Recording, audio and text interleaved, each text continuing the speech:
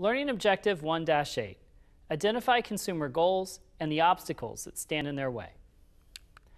In 2009, the CFP board surveyed consumers through a telephone survey.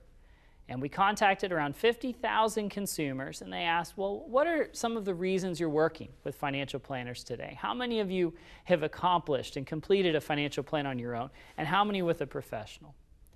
And the results were fairly staggering, though somewhat predictable. 2009 was right after the financial collapse of 2008, and the survey will be redone in 2014 as well.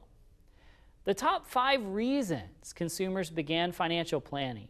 Number 5 was to build an emergency fund. And in light of the economic collapse and meltdown of 2008, that shouldn't really be surprising for financial professionals. Number 4 was to build a retirement fund.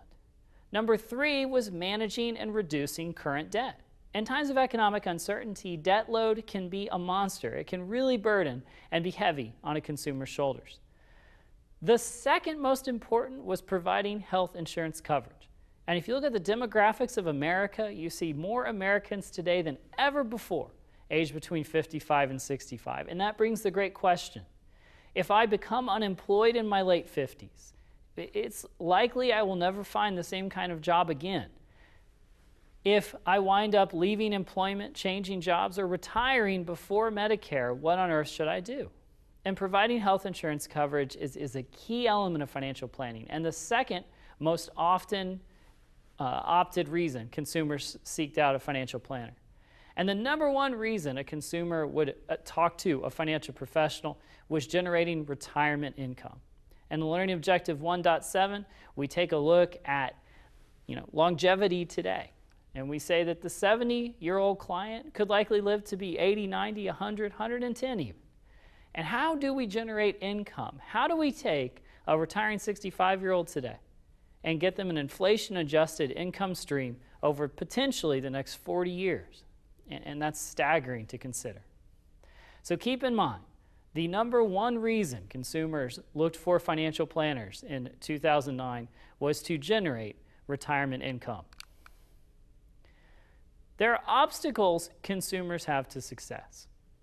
You can really break these obstacles into 3 distinct silos. The first is procrastination. Odds are you're as healthy as you will ever be today.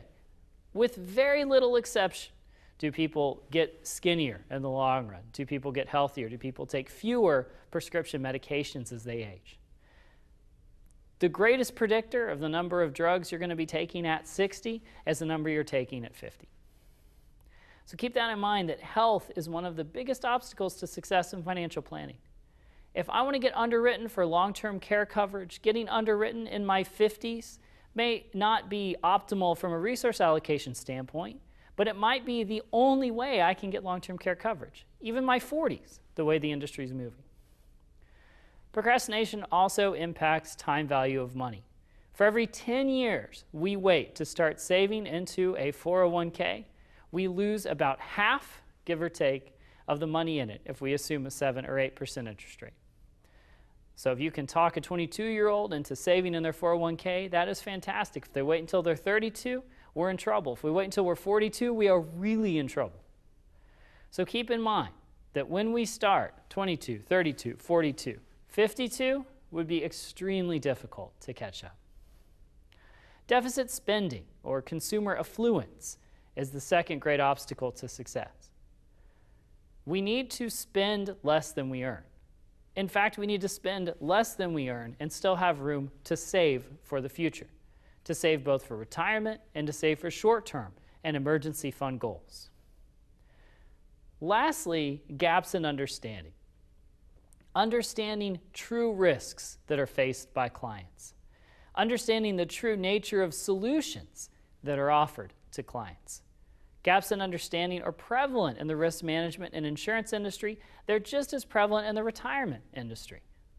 If we don't understand what disability insurance can do, if we don't understand the true risk of an individual becoming disabled in their youth, it'll be very difficult to place the right coverage and very difficult to protect that person and for them to protect themselves.